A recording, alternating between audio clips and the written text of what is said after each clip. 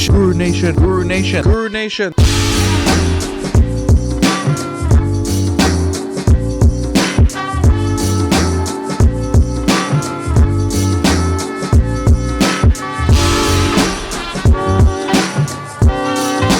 Guru Nation, thank you so much for watching. Make sure you like, subscribe, comment, share. We're in a very special place. Save Our Sites Conference at my alma mater, University of Arizona. There's a Fort Kindness here you guys will see on the vlog. I'm going to do a podcast inside there because it's too nice. Right now it says, no assholes allowed and be nice or get the fuck out. Like literally, right, Rod? I'm not lying. It says that. I'm with Rod Raphael. Guru Nation, this is a guy I've known since I started the YouTube, man. I've known you like 15 years maybe. Close to it, I think. Site owner in Indianapolis. You've always been championing sites interacting with each other. Trying to network with each other. But they don't. Like, we're still trying to do it, like, to foster that with this. We're still struggling. Why do you think, like, you think just people get busy? I think people get busy. I don't think it's like hoarding information anymore. Yeah, I don't think it's necessarily they're afraid to share the information as much as they just get busy in the day-to-day activities of running their site. And like there's elements still of like sharing, like, oh, if I give you this study, maybe that sponsor's going to be mad at me, but then you could be anonymous. Or maybe that site's going to get it and I'm not. Or nah, that site's going to get it, not mine, but that shouldn't be like between sites in Arizona and Indiana. Right. I mean, we're not competing with each other necessarily. No. It depends on the size of the study, obviously, but in the most cases, it's not an issue. It shouldn't be an issue. So like most things, I think it's like a combo of... It's what? It's like a combination of factors. I think it's busy. I think it used to be that. That was like the more old school mentality that's starting to change. Right. I think one of the reasons I don't, just personally, is I get busy. We get busy. Sometimes I don't have time to upload my videos and then check my email. I've really neglected that area this year, and it shows. I mean, you sent me a study recently, and I have to send it back, like reciprocate, because I'm glad when people like you do that. It reminds me, like, hey, you know what? It's like a trainer. Like, hey, you didn't go to the gym today. Right. So, yeah, when we send those out, then we hope that people will engage and look at them, and hopefully we have more information to share and with each other. And it shouldn't be a stigma around that. I think, like you said, I think there's less of it than I think there's less of it, and I hope that's going to continue. The busyness, that's another problem to solve altogether. Yeah. I don't think conferences solve that problem, actually. You brought up in the last panel we were doing, I'm glad you came on the stage and you said, hey, nobody mentioned patient recruitment, and now there's a panel just on patient recruitment. I think that's why, but I don't think that's why they missed it. I think they overlooked it because they're looking within a box. They only had 5 minutes. When we were looking for the perfect coordinator. Yes, they only had 8 minutes. They only had 8 minutes, and it shows you where people's priorities lie. I think it exposes... Recruitment it seems like an afterthought. Right. That, and my staff brought up the fact that, besides finding a good coordinator, they also have to have a good personality with the patients. I mean, they have to... Bedside manner. And if they're doing the recruitment, it's even more important that they're...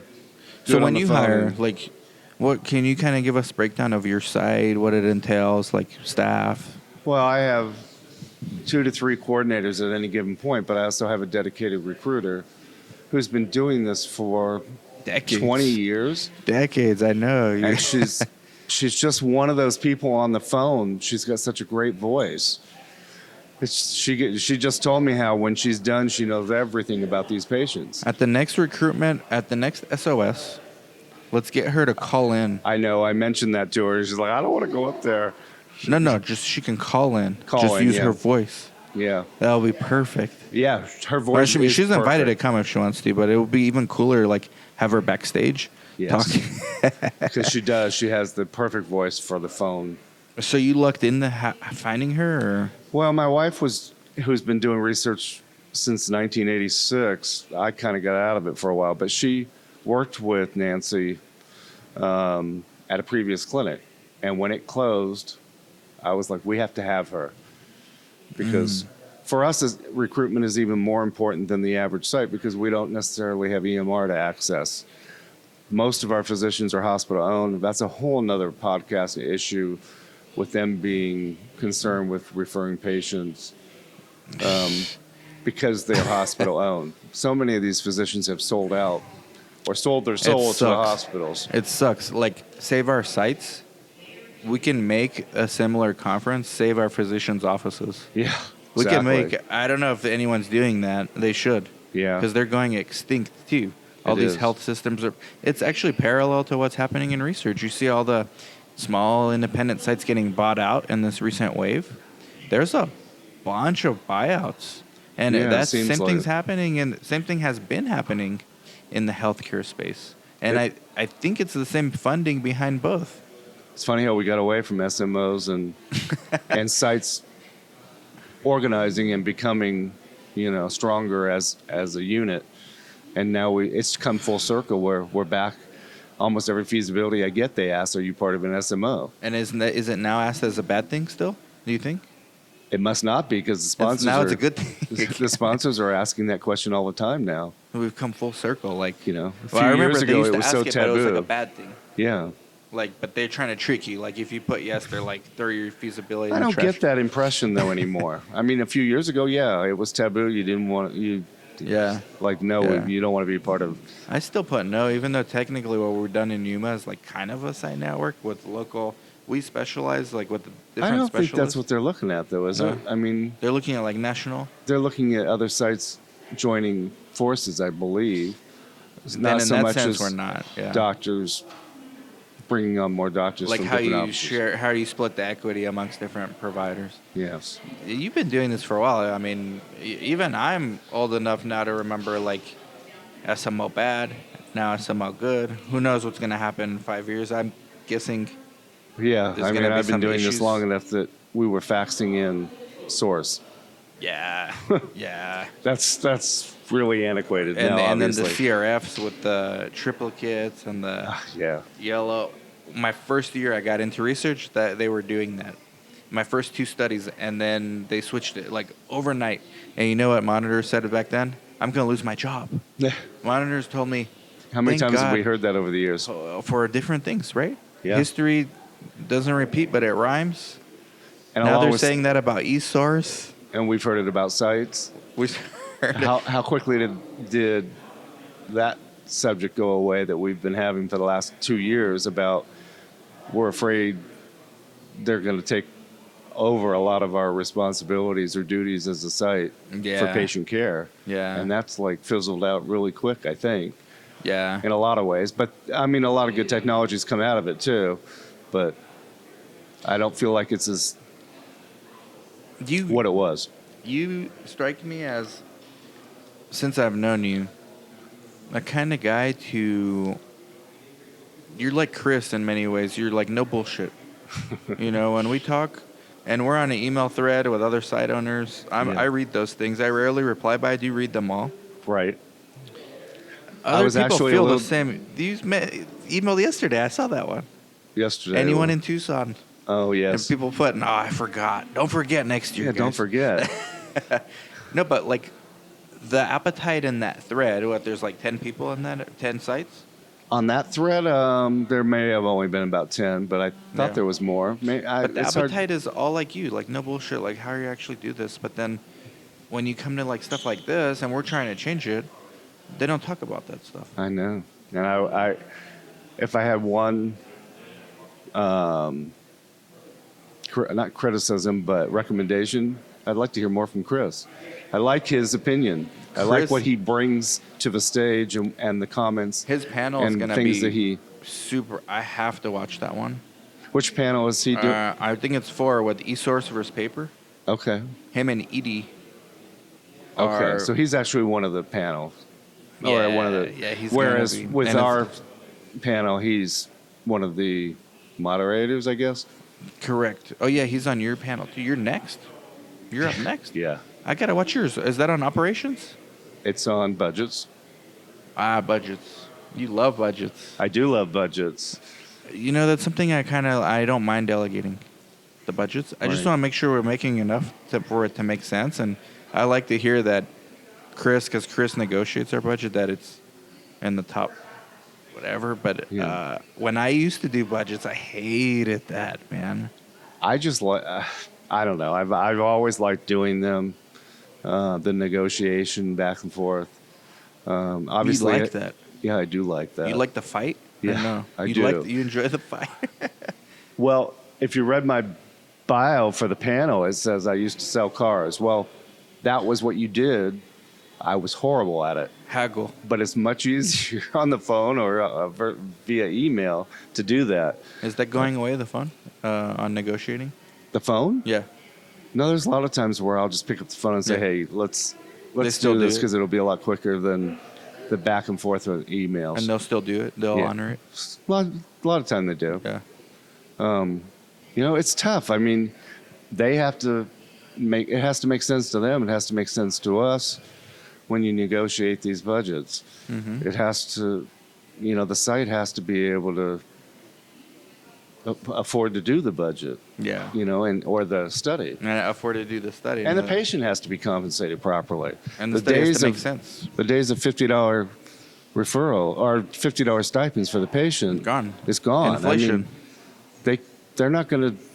They're asked to do Hundred's a like lot. a minimum now. Yeah, they're asked to do a lot for that. Yeah. I mean, they have Especially with diaries these and e-pro. exactly, and that's one of the things that I'm going to bring up in the on the panel. Then I gotta stick around for years and the one that after that. and justification letters, but that's another. Dr. Fox's team overhead. I'm team overhead. He's team justification letter. Yeah. Yeah, overhead's easier. So you think getting it in overhead? I think getting a better overhead is better bang for your buck It for your can be. time when you're negotiating. Yeah. Because why I hated negotiating is haggling over every little line item. So I was just like, yeah, just give me 45% overhead then. It's much easier sometimes just to get it rolled into one thing. Just I don't And- care and where it's coming Robert from. Goldman and I are going to have a discussion about that on the panel Ooh. with justification Man, letters. you're making me. I'm gonna have to stay in there for that. He brought one. up that the other day when we were discussing what we were going to talk about, Yeah. and I was like, Robert, that page that you're holding up Yeah. looks like what we send out for justification letters. And when I actually emailed other sites and asked, let me see examples of your justification letters, and they were very similar. And he feels like we ask or we put too much into those overhead justification letters. He hates that. He doesn't like it No. at all. He's team not doing that. But how do we tell them that those are the things that in our overhead we need those things feel to like be in there. there's If a we don't way- explain it to them, I feel like on budgets and contracts, there's a way, and I haven't negotiated in a while. Chris has been doing all that, so my negotiation and budget muscle is very weak. It's atrophied, but I feel like when I used to do it right, it took time, and It we does take do time. fight over every line item, and I get the overhead.